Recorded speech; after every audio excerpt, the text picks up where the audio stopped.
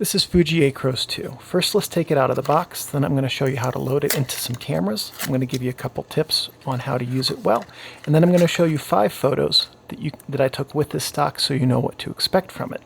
When you unbox it, you're going to get a little tab that you can tear off the box.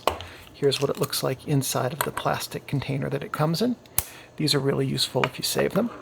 When you have this little paper tab here, some cameras have a memo holder on the back, and you can just slide this right in so that you know exactly what kind of film you're using in your camera.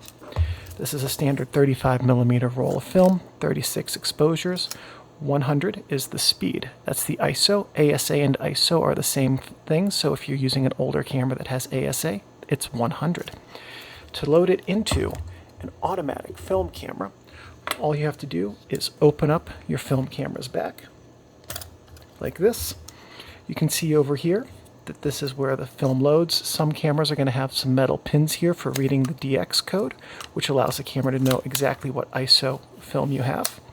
Just pull out the leader, and in your camera, if there's an orange index there, put the leader at the end of that orange index, close the back, and the film should automatically advance.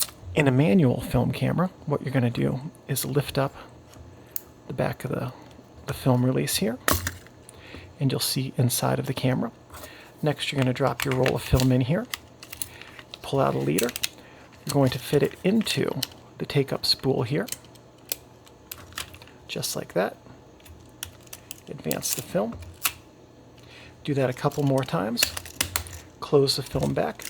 You're going to advance until you get to frame number 1 here, and then you're going to make sure that wherever you adjust the ISO on your camera, that you set that to 100.